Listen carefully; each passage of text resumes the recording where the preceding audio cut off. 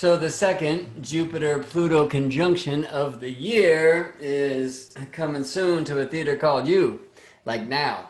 10:47 p.m. Pacific today, June 29th, 2020, and that means you're feeling it already. And so, more images of the shedding. Mars recently, as we know, just came into Aries here, right? And I like that Mars-Saturn sextile that holds for a moment because Saturn's just about to back it up and return to Capricorn for some unfinished business, a sign where we find now retrograde Jupiter and retrograde Pluto aligned with Pallas Athena, a Scorpio moon, quincunx Venus here in Gemini, who, by the way, is aligned to an asteroid called Medusa. All right, so there's a lot of symbols here. Let me first just speak from my heart. This is a time where we might be feeling a whole bunch of fear and angst. So that Mars coming into Aries is really stimulating this one, I think, who wants to fight back, feed this revolution thing that's been happening, but also perhaps fight back against this time of forced separation, you know, from the government mandates, right? And so there's fear, of course, about health, virus in the air and that. I mean, look at the Mercury retrograde who aligns with Sun tomorrow, squaring Chiron in Aries. The sextile Uranus and Taurus, who says get out and at least ground into nature, right? Learn from nature. And nature tells me again and again as I go out lately that I've got to shed my skin. And it's hard to shed and kind of be born again in this isolated space. We just found out in Contra Costa County today, where I live, that while regulations were meant to get lighter on July 1st, that's now gone away and we are on lockdown again and again and again. And at some point that thing is going to break. But there's a lot of fear in the air. So whether you're afraid of a virus, yeah, and masked up and gloved up, and even your mask has gloves on it and your gloves have masks on them. I've been seeing this out and about. I've been seeing you make eye contact with somebody and they run away because you're probably carrying this, you know, biological weapon that's been oh, sorry, really did not mean to say that. Oh, but I did. And perhaps, you know, some of that fear streams opened up for you. Perhaps you've pursued the truth that there has been crazy censorship alive, and not just defunding of pages of independent researchers and communicators, but literally things being taken offline, right? That this whole idea of free speech is now being said, being called unsafe, right? I mean, what that totalitarian window that opens up, if you choose to gaze into that truth, should terrify us all. I mean, we're talking not only news, but science is being censored, right? Folks who have scientifically shown that there is a bit of HIV in the genome of this thing, right? And that somehow just got pulled away and stamped impermissible, right? Or else those researchers lose their entire careers if they choose to pursue that thread. So regardless of which route you take, and maybe I'm doing nothing but opening up those rabbit holes of pain, it is a fearful time. How do we balance that? Always want to honor the symbols, and I hear a very young one like wailing and crying outside right now. Part of it is this. Maybe you hear a very young one wailing and crying on this side of the thing right now. Okay, I hear you if that's your experience. Pluto makes things big, Jupiter makes things big, and Pluto, friends, don't deny, is power and control. and fear. And when we see them gathering together in Capricorn, there's a lot here to be said about control systems and governments and, you know, structures and systems, and they've got to change. And that's the beautiful thing that's in the air right now, right? Is, you know, change is going to come one way or another, and folks are not obeying some lockdown thing to keep them off the streets to fight for what they believe in. And then we might be afraid that that very thing is just going to spread this thing that's going to get us locked down further. I mean, frankly, it is a terrifying time. Is anybody else feeling terrified right now? And I'm terrified about what to see, what to share, what to say. You know, I don't want to like bring more riptide to the thing that already feels like a tidal wave. It's like super challenging, right? We look to this alignment in the retrograde, think back of how it was. What were we saying this would be last year with Jupiter and Saturn and Pluto? What are the last few years, the last decades, what have astrologers been saying about that? And I think also, and I used to love to use this term from the great Terence McKenna, an archaic revival, a village building. We're growing food here now. We were finally stimulated to do that thing we've been saying we would for so long.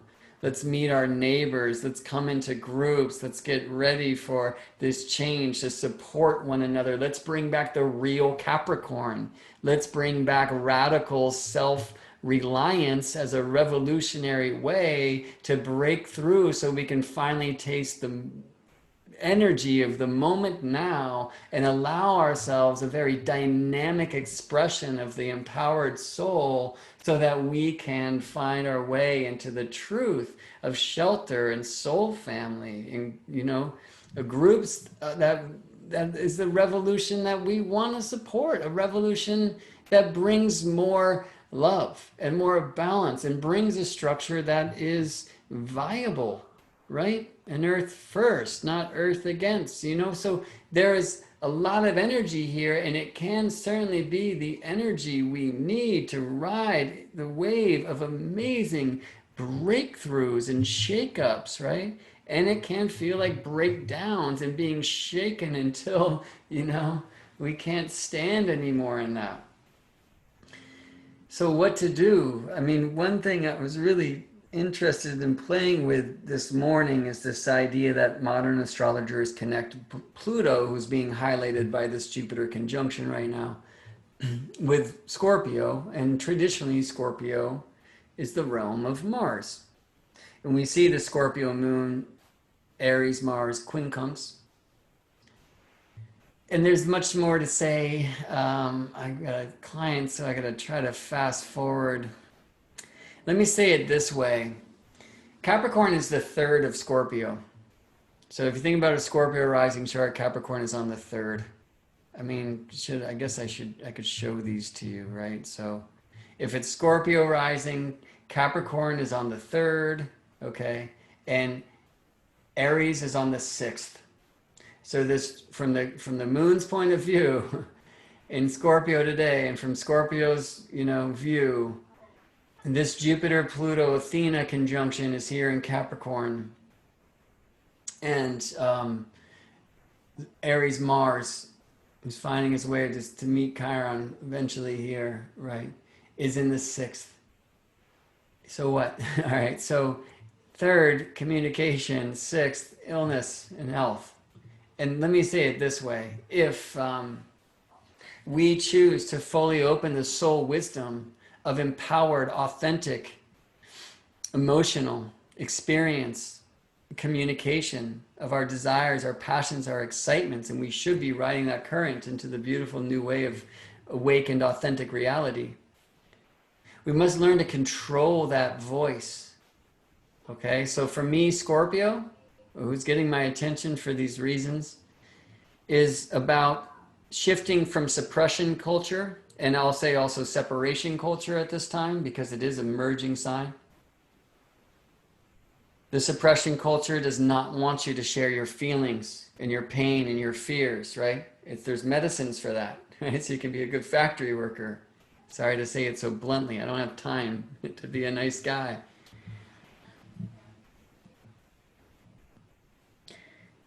Then we serve the suppressed to control us. Aries is the sixth of Scorpio.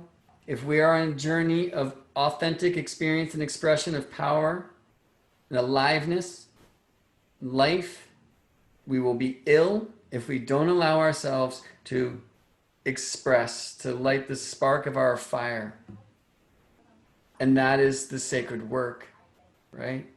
How to bring the fire from this place of fear and pain, okay? Well, we shift from serving the suppressed to control me. I pretend I'm not this thing. It completely overrides me. And I don't even know from my shadows. It's just controlling me into acting not in such a great way. You may tell I've been in that space a bit recently. But if I can shift from serving the suppressed to control me through the art and the initiations of authentic experience and expression, I can shift from serving the suppressed to control me to controlling the expressed to serve me. Shifting from suppression culture to expression culture. But how do we do this without scaring people? Look, how are you doing should not be a greeting, right? So I'm speaking to this water trine that's alive now, and I'm going to speak to the mother series of Proserpina, who you may know as Persephone. And I'm going to speak to the truth that Venus is seeing Medusa now, and I don't have time. I will say Medusa's hair was turned to snakes by Pallas Athena, who is here. And I think I'll share a link in the comments below to a podcast episode I recorded years ago. And you can hear with some strange saxophone and music from some dear friends, a soundtrack to a telling of the Medusa story. Which is a heavy one to hear, and we're living it because, friends, we are in the goo right now that happens between caterpillar and butterfly. And the choice is, do we want to fly, or do we want to just take back that beautiful hairy coat and go hide under a fucking rock right now, right? Don't hide under the rock, but go to the rock. Go to something huge, because this energy is huge. Go to Earth.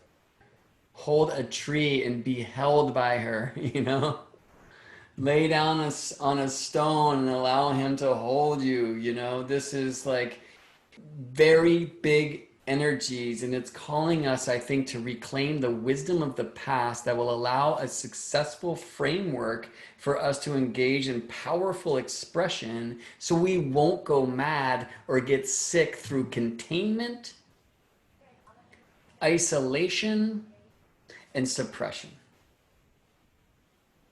Maybe that's saying too much.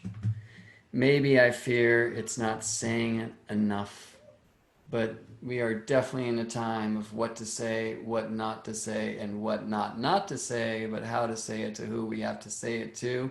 And we better take a good look at the truth that you can say many things that are not allowed to be said right now, that they will just get yanked from the web. And I think if we don't take a look at that, like right in the eyes right now, we're going to be looking at it later in hindsight through some broken lenses. Thanks for tuning in. I choose usually to be a little bit more optimistic, but I invite you to hear what I had to say as actually a message of hope. See you in space. Let's stay engaged and let us create this new world.